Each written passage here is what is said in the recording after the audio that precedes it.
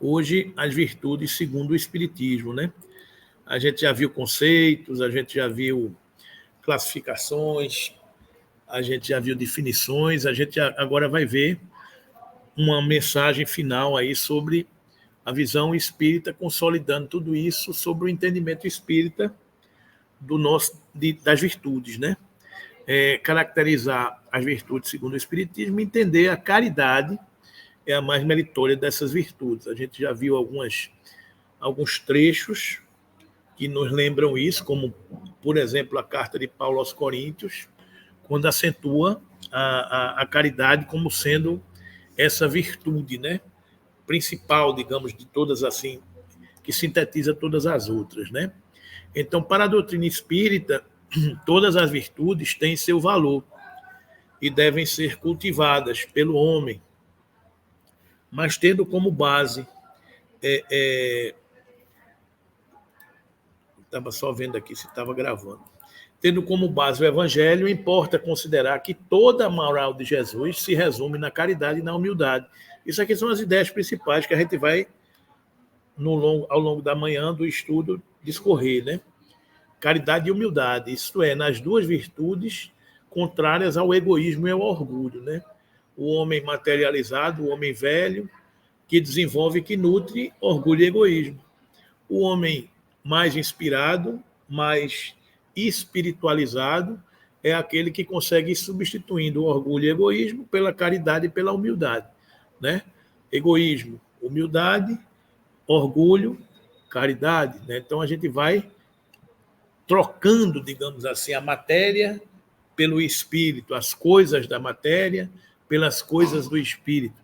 Características do homem de bem: o homem mais caridoso, o homem mais humilde, o homem mais benevolente, o homem mais indulgente, aquele que já compreende as coisas essenciais ao seu espírito. Essa é a nossa jornada, né? Em resumo, o que a gente tem que ir compreendendo é isso. E é aquilo que a gente estava conversando agora há pouco. Não é da noite para o dia que a gente vai se libertando da nossa primitividade. Não é da noite para o dia que a gente vai se desvencilhando dos nossos instintos. Não é da noite para o dia que a gente vai se libertando das nossas sensações, mas é aos poucos que a gente vai adquirindo aquelas coisas que nos impulsionam e que nos aproximam das coisas de cima, digamos assim, né? Vencer esse homem velho é o roteiro das nossas existências. Vencer esse homem velho é o caminho que a gente batalha, e essa é a batalha difícil, porque é batalhar com a gente mesmo, né? A gente batalhar com um, com o outro, vencer um debate aqui, um debate acolá, tudo bem, mas aí difícil é você encarar a você mesmo. É você entender que determinadas coisas precisam ser modificadas, entender que determinadas coisas precisam ser fortalecidas e caminhar nesse sentido, né? Sublimar determinadas condições, fortalecer outras virtudes e aí conquistando, né? Conquistando este caminho. Em todos os seus ensinos, ele aponta essas duas virtudes como sendo as que conduzem à eterna felicidade. Meus filhos, na máxima, fora da caridade não há salvação, estão contidos os destinos dos homens, na terra e no céu. Na terra, porque à sombra dessa bandeira, eles viverão em paz. No céu, porque as que tiverem praticado acharão graça diante do Senhor. Ou seja, aquele que aqui na terra já consegue caminhar com essa virtude, digamos assim, desenvolvida no seu ser, se sentirá muito bem. E a gente não pensa aqui na caridade como uma caridade material apenas, né? Porque caridade é algo muito mais amplo, né? A gente já estudou isso aqui. Caridade é ouvir alguém que tem alguma coisa a dizer. Caridade é falar a alguém que tem alguma coisa a ouvir. Caridade é estar presente apenas mostrando que está ali. Então, caridade é tudo isso. Caridade é cativar determinadas amizades. E aí você está fazendo isso porque você é caridoso? Não, você está fazendo isso porque você entendeu a virtude, né? Então, a virtude de semear a luz onde você puder passar é espalhar esse sentimento de caridade, de fraternidade, de irmandade e ir construindo esse mundo melhor, digamos assim, né? Entendendo que você já foi mais pecador e que hoje, quando você enxerga alguém ainda pecador, ainda fragilizado e fazendo algumas coisas que você já fez um dia, você, graças a Deus, não se lembra. Mas você percebe que aquilo ali não vai levar a lugar nenhum, digamos assim. Então, quando você percebe isso já é uma virtude que você adquiriu. Né? Quando você vê duas pessoas discutindo coisas que não vão levar a canto nenhum, você está vendo que aquilo ali não tem futuro. Então você já conseguiu intervir e dizer, meus irmãos, não, isso aqui já é um ponto positivo. Isso é ser caridoso. É apagar um incêndio que pode proliferar. É entender a razão de um, é entender a razão do outro, né? E fora da caridade não há salvação, é uma máxima que foi adequada, digamos assim, porque durante muito tempo a igreja que todos nós participamos, a Igreja Católica, dizia que fora da igreja não há salvação. Ou seja, o fato de você estar num lugar geográfico, o fato de você estar seguindo uma determinada seita, uma determinada religião, lhe colocava numa condição de salvação. Lhe colocava num pedestal, digamos assim, não, eu agora aqui estou resolvido. E talvez seja por isso que tantos se decepcionaram com o Cristo, porque achavam que era dessa forma. E quando se encontra no mundo espiritual diante de uma realidade, se depara e fala, cadê o Cristo que me abandonou?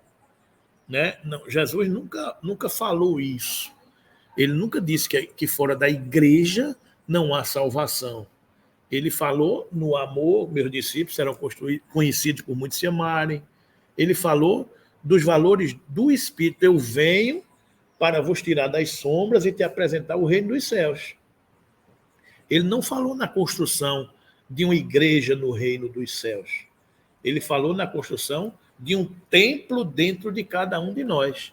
E esse templo preenchido é a caridade, é o amor, que fora disso não há salvação. Porque a sombra dos que tiverem praticado na terra viverão em paz. Ou seja, a consciência tranquila de quem faz todo o bem que está ao seu alcance. A consciência tranquila de quem perdoa. A consciência tranquila de quem é indulgente. A capacidade que você tem de deitar e dormir. Né?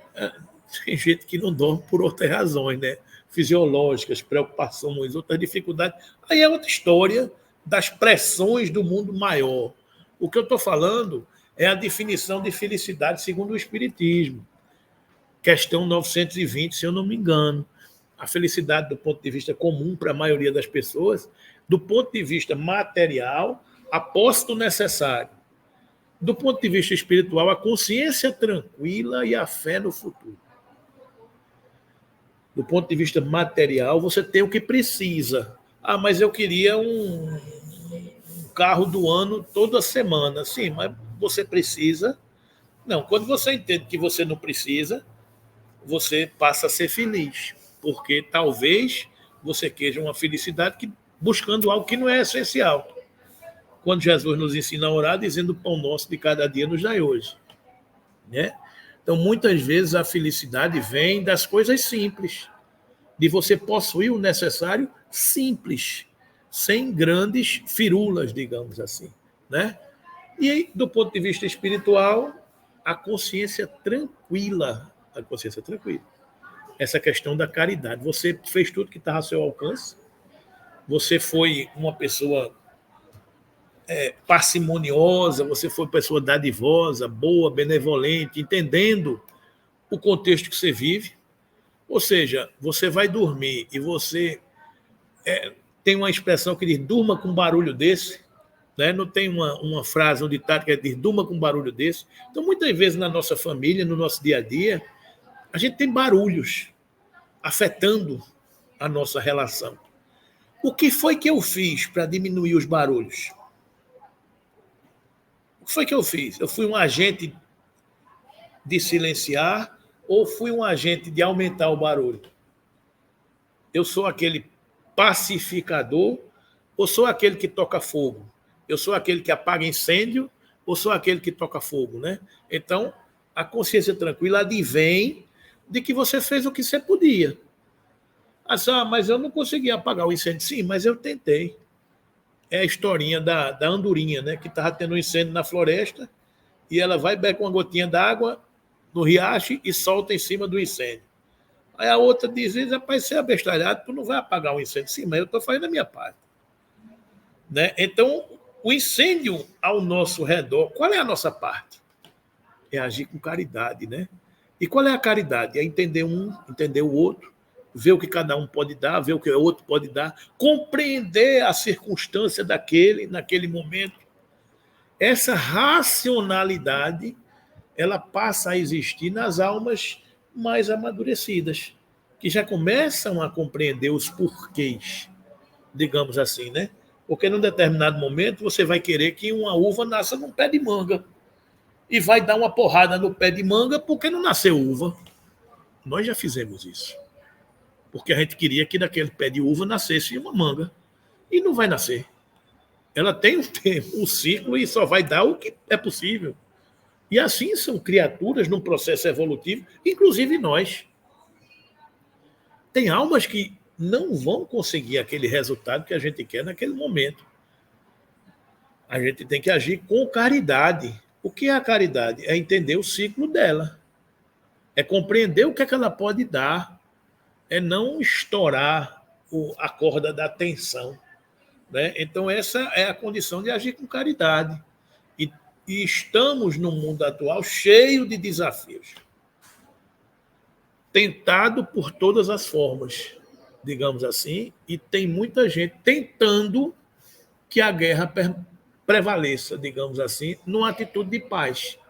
Tem muita gente tentando. E quando menos espera, você também já entrou na guerra porque você é imperfeito.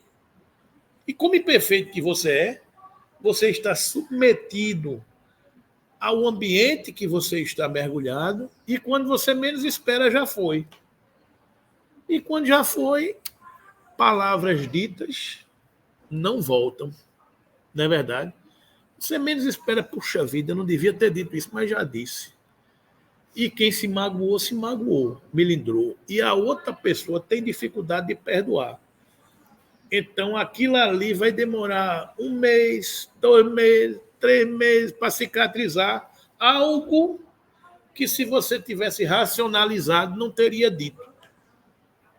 Não teria dito. Engolir, digamos assim. Né? Então, esse é o desafio que a gente vive no mundo. Egoísmo, orgulho. Eu sou orgulhoso. Eu não vou me sentir ferido. Se alguém me ferir com a força X, eu vou devolver com a força 2x. X ao quadrado, porque eu tenho que sair por cima. É o homem velho, orgulhoso, que está dentro de cada um de nós. É o homem que ainda, ferido na honra, ele ainda quer o duelo. Esses somos nós, muitas vezes. Né? O duelo verbal, não é mais o duelo de escolher as armas. Hoje as armas são a palavra, os grupos de WhatsApp. O duelo é nesse campo. Você não pode ficar por baixo, você tem que dizer a última palavra. Então, a gente vai controlando esse homem orgulhoso que está dentro, que somos nós. Ninguém está livre disso, não. Né? Ninguém está livre disso. Então, a gente silenciar em determinado momento pode ser uma grande caridade com você e com o outro, digamos assim, porque você evita um mal maior. E quando oportuno, você traz o assunto à tona de novo e resolve.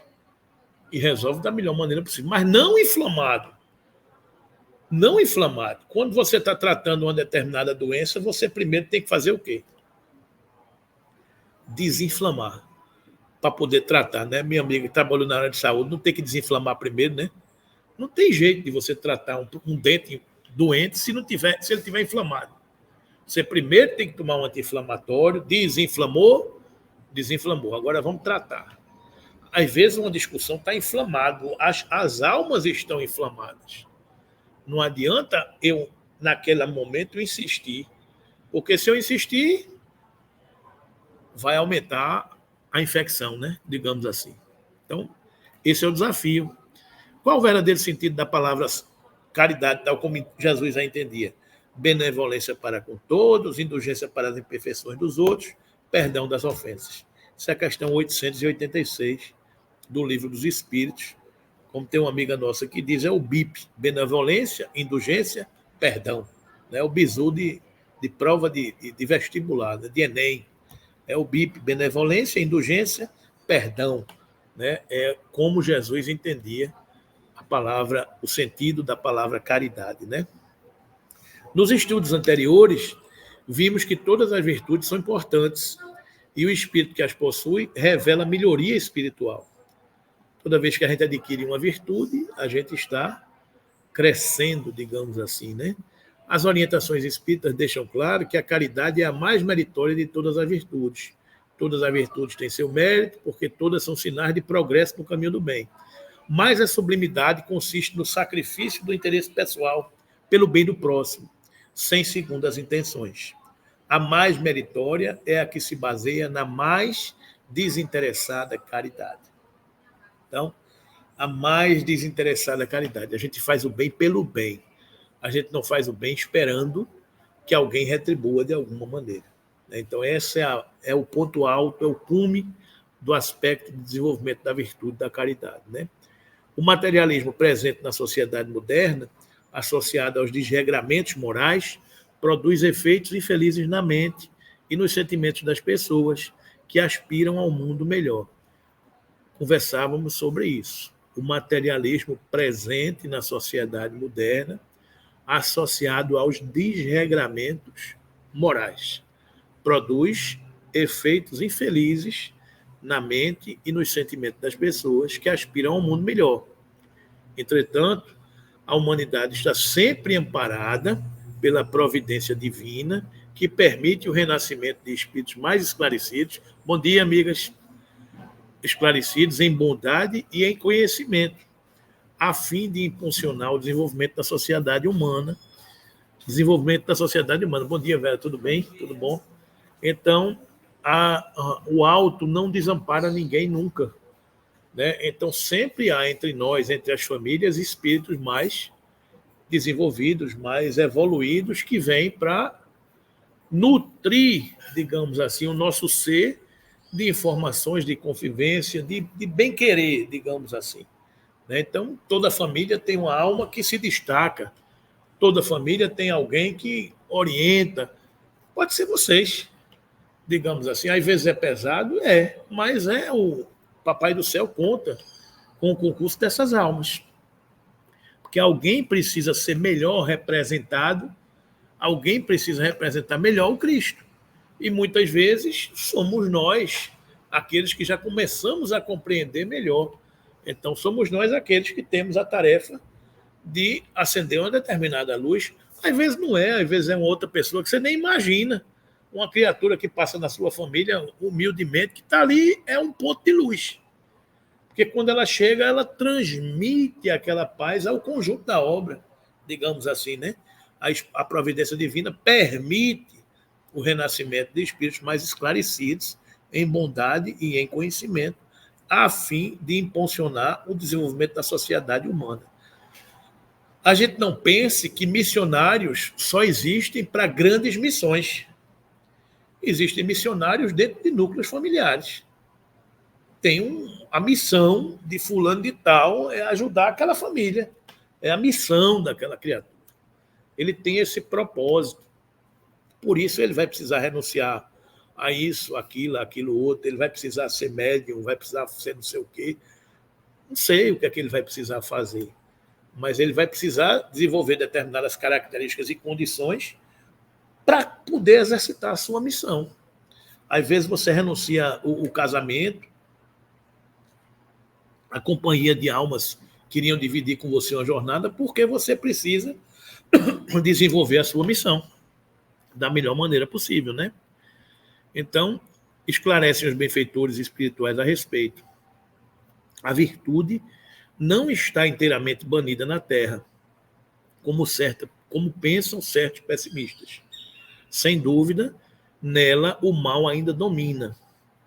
Mas quando se procura na sombra, percebe que sob a erva daninha há mais violetas, isto é, maior número de almas boas do que se pensa. Se elas surgem a intervalos tão espaçados, é que a verdadeira virtude não se põe em evidência, porque é humilde. Contenta-se com os prazeres do coração e a aprovação da consciência, ao passo que o vício se manifesta afrontosamente, em plena luz, faz barulho porque é orgulhoso. O orgulho e a humildade são os dois polos do coração humano. Um atrai todo o bem e o outro todo o mal. Um tem calma, o outro tempestade. A consciência é a bússola que indica a rota conducente a cada um deles. Então, meus irmãos, nós somos soldados do Cristo e somos convidados a florescer no jardim que fomos plantados. E nós estamos vivendo tempos desafiadores, onde não só o Cristo é agredido, mas todos aqueles que também caminham com o Cristo. E essa agressão, meus irmãos, eu não me canso e eu sou insistente e repetitivo, até obsessivo, de estar repetindo isso. Ela é muito sutil e ela vem de toda parte. A gente vai ser agredido pelos que a gente ama, a gente vai se decepcionar com aqueles que são muito caros e que estão junto da gente, porque é onde vai doer mais. Se a gente for agredido por um estranho, não vai fazer diferença. Mas as trevas são competentes. Elas vão conseguir assediar, vão conseguir envolver aquelas almas que a gente mais ama, e pode nem ser o tempo todo. Pode ser que aquelas almas estejam bem hoje, mas de repente lhe dá uma pancada que você não sabe nem de onde veio. Para que é que surge essa pancada? Para que na primeira etapa surja a confusão. Porque quando você revida, estabeleceu-se a beligerância. Né? Então é o tempo todo aqueles que seguem o Cristo sendo assediado pelas tentativas de criar desarmonia. É toda hora, é feito cantiga de grilo. Não tem sossego. Né? É o tempo todo e vem de toda parte. Então nós estamos assediados por isso. Não é falta de aviso, a gente sabe disso. Então a gente vai encontrar isso em todo lugar. É no trânsito, é numa festa, é na família, é no almoço, é no café da manhã, é no jantar. Uma besteira do cara pegar um prato, um pão, estabelece o clima de guerra. Porque alguém vai dizer uma coisa que não devia, alguém vai falar uma coisa que não gostaria de ouvir. Pronto.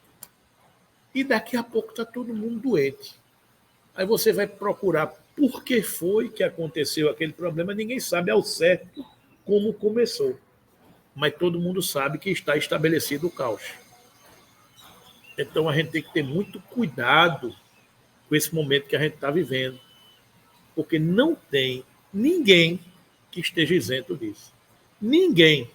Se Cristo, sendo o que ele é, foi assediado pelas sombras, imagine cada um de nós, imperfeito que somos. Né? Então, vão usar de todos os expedientes para derrubar a obra do Cristo.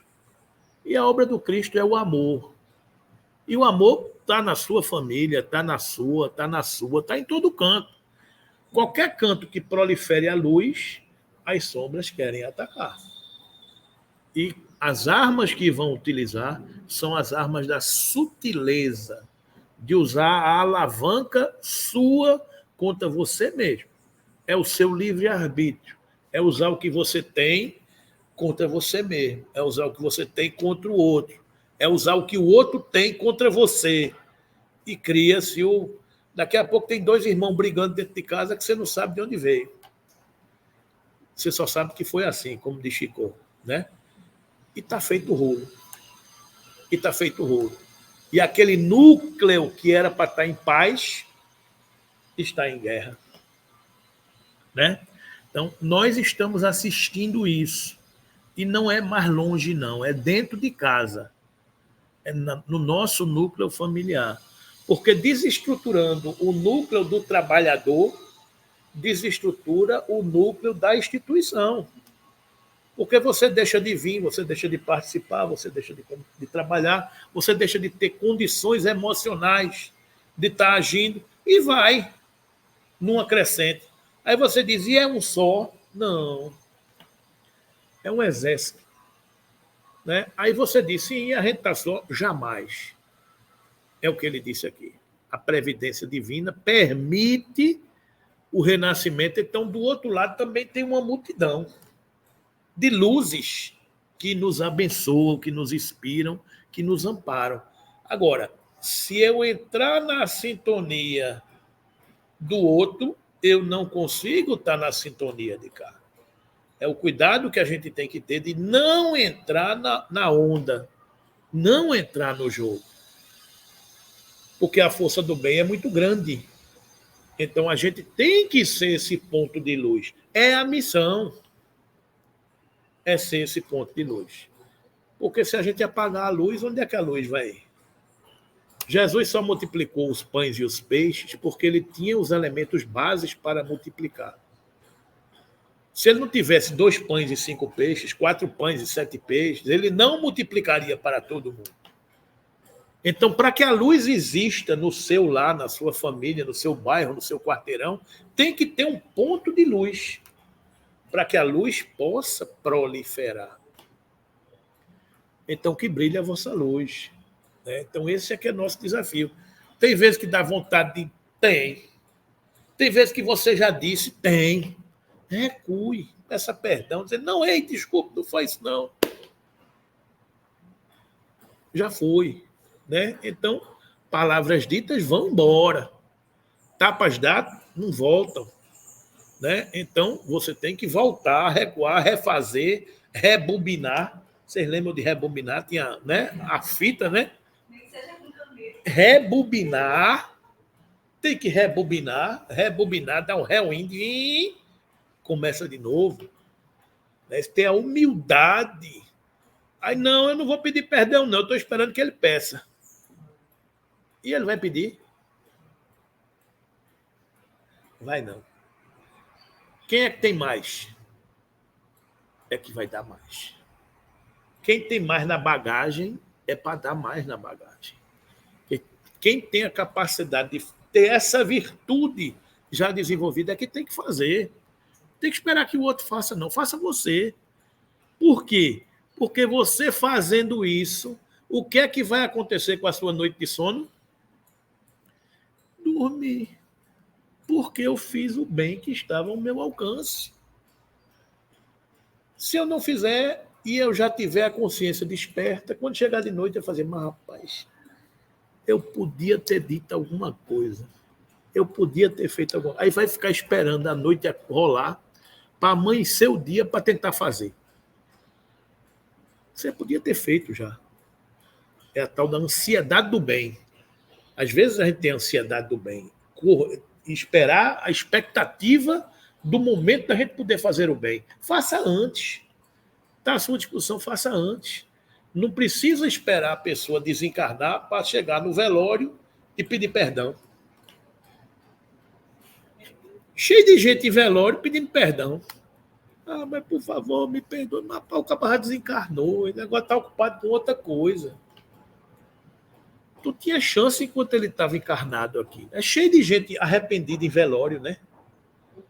Muita gente arrependida em velório, que eu podia isso, eu podia ter aquilo. Vamos fazer enquanto está a caminho com ele. Jesus já ensinou isso. O óbolo da viúva, né? Faça isso, ou então aquele negócio, tem alguma coisa para dar, deixe de lado a oferenda, vá primeiro reatar a sua relação com o seu próximo, enquanto estás a caminho com ele. Jesus nos ensinou isso. Então, se a gente tem tempo, vamos fazer. Né? E a virtude está presente em torno de nós, e vocês podem ser essa virtude. Né? Sabemos que as pessoas virtuosas desenvolvem virtude ao longo das experiências reencarnatórias. São espíritos que fazem o bem de forma natural. e mesmo se colocadas perante condições adversas, demonstram conquistas adquiridas anteriormente, que lutaram outrora e triunfaram. É por isso que os bons sentimentos não lhe custam nenhum esforço e suas ações lhe parecem muito naturais. Para ela, o bem se tornou um hábito. É aquela história de que a pessoa é boa naturalmente. A pessoa não faz nenhuma força. A gente ainda faz força, né? Se eu perdoo, mas estou ali me roendo todinho para... Né? Mas a gente vai vencendo o homem velho que está dentro da gente. Tem gente que parece que é demente. Rapaz, você não se ofende com nada. Não, não me ofende, não. É aquele que a gente estava conversando aqui. Quando eu cheguei aqui, a gente mencionava, o Senhor está no céu orando por nós. Aí eu disse, triste? Eu disse, não, triste não.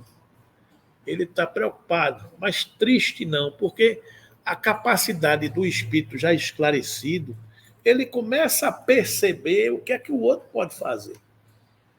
Então, o espírito iluminado, ele é luz. E a luz dele não se esgota. Não se esgota. Então, ele é bom porque ele brota luz. Ele se espalha, digamos assim, e não faz nenhuma força para se espalhar. A pessoa que é boa, ela fala com bondade. A gente tem prazer em ouvir alguém falando com bondade. A gente tem prazer em estar junto de alguém que presta atenção na nossa dor. A gente tem alegria em ver alguém preocupado com as nossas lágrimas. A gente tem felicidade em ver alguém ouvindo as nossas dores. Essas são as pessoas boas que mudam o panorama da Terra por onde a gente passa. Né? E são pessoas que agem assim sem esperar nenhuma recompensa. E elas estão em toda parte. Né? Então, essas pessoas adquiriram essa capacidade de bondade. São delas, ninguém toma. Ninguém é capaz de tomar uma característica dessa de ninguém. Né? Lutaram outrora e triunfaram. Tiveram momentos lá atrás, na sua jornada evolutiva, que elas enfrentaram esse momento, tiveram as mesmas reações, mas venceram. Viram como é bom ser bom. Decidiram, entenderam que é muito bom ser bom, que faz muito bem fazer o bem, que é muito melhor a gente escolher o caminho da luz. Eles já decidiram isso, não são almas mais em dúvida. Ela não fica vendo os dois caminhos, ela só tem um caminho, não é isso? É por isso que os bons sentimentos não lhe custam nenhum esforço e suas ações lhe parecem muito naturais. Para elas, o bem se tornou um hábito. Não faz força, né? Não é doloroso, né? Vamos fazer esforço para a gente chegar lá, né? A mensagem do espírito François Nicolas Madeleine, que faz parte do Evangelho segundo o Espiritismo, pode ser considerada uma síntese dos ensinamentos espíritas relacionados à virtude, cujas principais ideias são apresentadas em seguida. Então, esse espírito diz o seguinte: a virtude, no mais alto grau, é o conjunto de todas as qualidades essenciais que constituem o homem de bem. Ser bom, caridoso, laborioso, sóbrio, modesto, são qualidades do homem virtuoso. Infelizmente, elas são quase sempre acompanhadas de pequenas enfermidades morais, que lhes tiram o encanto e as atenuam. Aquele que faz ostentação não é virtuoso, visto que lhe falta a qualidade principal, a modéstia, e tem o vício que mais se lhe opõe, o orgulho.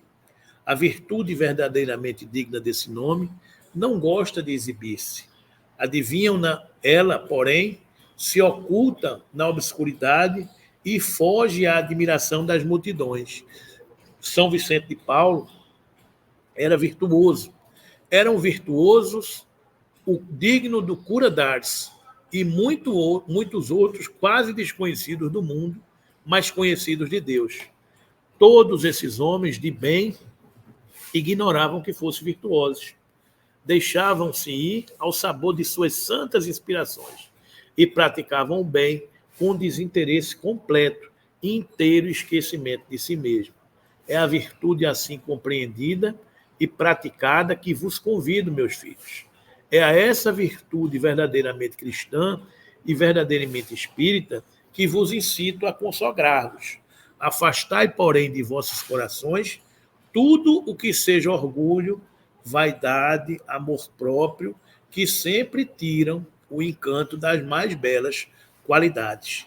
Não imiteis o homem que se apresenta como modelo e faz alarde, ele próprio, das suas qualidades, e todos os ouvidos complacentes.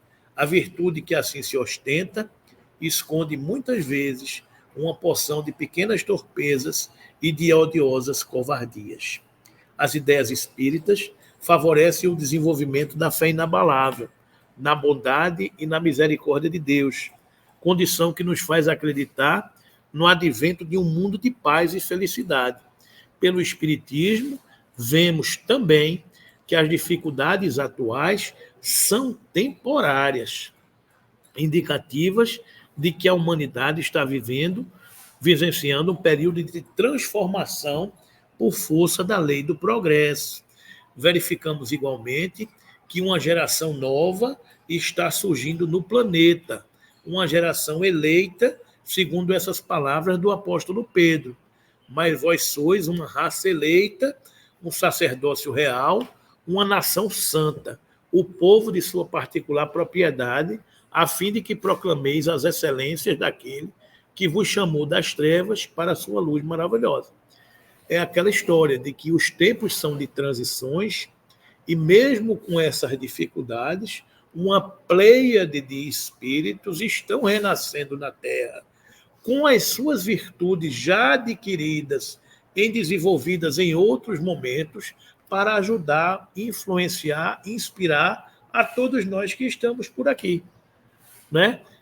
Em relação a essa geração nova de espíritos, que já está reencarnando no planeta, é importante destacar alguns trechos da seguinte mensagem do espírito do Dr. Berry, que se encontra na Gênese, lá no finalzinho, capítulo 18, capítulo 18, a nova geração. Sim, por certo, a humanidade se transforma, como já se transformou em outras épocas. Sempre é uma transformação, sempre é um ciclo, né? E cada transformação é marcada por uma crise, que é para o gênero humano o que são para os indivíduos, as crises de crescimento, crises muitas vezes penosas, dolorosas, que arrastam consigo gerações e instituições, mas sempre seguidas de uma fase de progresso material e moral. Tendo chegado a um desses períodos de crescimento, a humanidade terrena está plenamente, há quase um século, no trabalho de transformação. Então, a gente está em curso no processo de transição há muito tempo. Né? É por isto que ela se agita por todos os lados, presa de uma espécie de febre e como que movida por uma força invisível, até que retome o equilíbrio sob novas bases. Quem a vir, então, a achará muito mudada em seus costumes, em seu caráter, em suas leis, em suas crenças. Numa palavra, em todo o seu estamento social. A agitação dos encarnados e dos desencarnados se juntam por vezes, e mesmo na maioria das vezes, já que tudo se conjuga na natureza, as perturbações dos elementos físicos. É então, por um tempo, uma verdadeira confusão geral. Ou seja, os espíritos nos alertam sobre os momentos que nós estamos atravessando, né? Mas que passa como um furacão, depois do que o céu se torna sereno e a humanidade reconstituída sobre novas bases, imbuída de novas ideias, percorre uma nova etapa de progresso. É no período que ora se inicia que o espiritismo florescerá e dará frutos. Ou seja, é o tempo de transição que nós estamos mergulhados nele, né?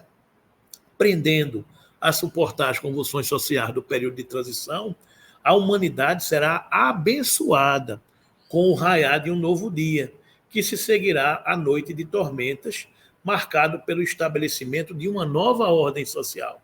O homem encontrará, assim, campo livre para desenvolver plenamente suas capacidades intelectuais e, especialmente, as morais. As principais características dessa nova era, como esclarece Kardec, estão sintetizadas a seguir.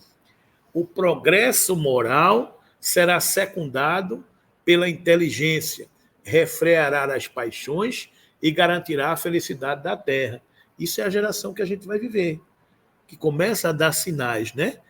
A unidade de crença fundamentada na fraternidade universal dissiparão os principais antagonismos religiosos. Multiplicar-se-á o número de instituições beneméritas, apoiando os que sofrem. A legislação penal será mais justa. Os preconceitos estarão enfraquecidos, se não eliminados.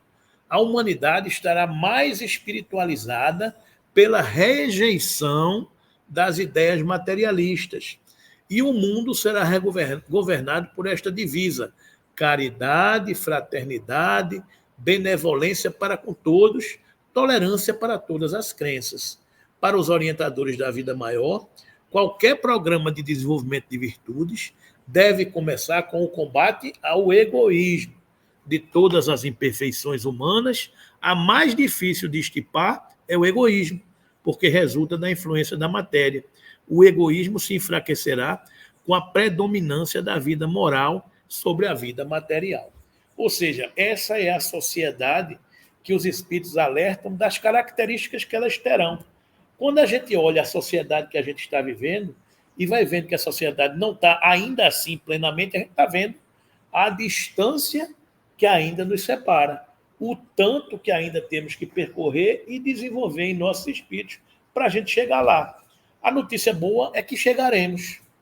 A notícia boa é que estamos em curso, estamos viajando, digamos assim, estamos fazendo essa viagem para um porto seguro, para um tempo, onde herdaremos a terra regenerada.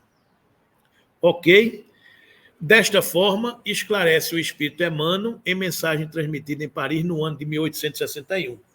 O egoísmo, esta chaga da humanidade, tem que desaparecer da terra, porque impede seu progresso moral. O egoísmo é, pois, o alvo para o qual todos os verdadeiros crentes devem apontar suas armas, sua força, sua coragem. Digo coragem porque é preciso mais coragem para vencer a si mesmo. É aquilo que a gente conversava. Mais coragem para vencer a si mesmo do que para vencer os outros. Que cada um, portanto, empregue todos os esforços a combatê-lo em si, certo de que esse monstro devorador de todas as inteligências, esse filho do orgulho, é a fonte de todas as misérias terrenas, é a negação da caridade e, por conseguinte, o maior obstáculo à felicidade dos homens. Em O Livro dos Espíritos, Kardec analisa como proceder para eliminar o egoísmo. Louváveis esforços são empregados para fazer que a humanidade progrida. Os bons sentimentos são animados, estimulados e honrados mais do que em qualquer outra época. Não obstante, o verme roedor do egoísmo continua a ser a praga social. É um mal real que se espalha por todo o mundo e de qual todo homem é mais ou menos vítima. Assim é preciso combatê-lo, como se o combate uma moléstia epidêmica. Para isso deve-se proceder como procedem os médicos, remontando a causa do mal. Descobrir aquilo que atua em nós e vencer essas nossas imperfeições, né? Nos libertando desse vício da humanidade, né? O egoísmo, né? Conhecidas as causas, os remédios se apresentará por si mesmo. Só restará então combatê-las, se não todas ao mesmo tempo, pelo menos parcialmente. E o veneno pouco a pouco será eliminado. A cura poderá ser demorada, porque numerosas são as causas, mas não é impossível, contudo, ela só se obterá se o mal for cortado pela raiz, isto é, pela educação. Não por essa educação que tende a fazer homens instruídos, mas para que tende a fazer homens de bem. Bem entendida, a educação constitui a chave do progresso moral. Quando se conhecer a arte de manejar as inteligências, poder-se-á endireitá-los, como se faz com as plantas novas. O homem quer ser feliz e esse sentimento é muito natural. Por isso, ele trabalha incessantemente para melhorar sua posição na Terra. Quando compreender bem que o egoísmo é uma das causas e que gera o orgulho, A ambição e a cupidez, a inveja, o ódio e o ciúme. A confiança, obrigando a manter constantemente na defensiva contra o seu vizinho. Enfim, a causa que faz do amigo um inimigo. Então ele compreenderá que esse vício é incompatível com a sua felicidade. E acrescentamos, com a sua própria segurança. Estamos preparados para vencer o egoísmo? Não. Vamos vencê-lo? É difícil, né? Ainda somos egoístas? O que é que vocês acham aí? É uma virtude que a gente está aprendendo aqui, que com a doutrina espírita é primeiro defeito que a gente precisa combater em nós, é o egoísmo. Então, combater esse egoísmo é o homem deixar de pensar somente em si, é ele pensar também no outro, né? Pensar também no próximo, começar a sentir e a entender a dor do outro. Esclarece a doutrina espírita que há dois grandes obstáculos que dificultam o desenvolvimento das virtudes no ser humano: o interesse pessoal e o apego às coisas materiais. As minhas coisas, isso é meu, eu não divido com ninguém. A gente ter cuidado com isso, não é isso? Quanto ao interesse pessoal, os espíritos orientadores da codificação informam que este é o sinal mais característico da imperfeição. Muitas vezes as qualidades morais se assemelham como um objeto de cobre, adoração que não resiste à pedra de toque. Um homem pode possuir qualidades reais que levem o mundo a considerá-lo um homem de bem, mas essas qualidades, embora assinalem um progresso, nem sempre suportam certas provas, bastando algumas vezes que se firam a corda do interesse pessoal, para que o fundo fique a descoberto. O verdadeiro desinteresse é coisa tão rara na Terra que é admirado como fenômeno quando se manifesta.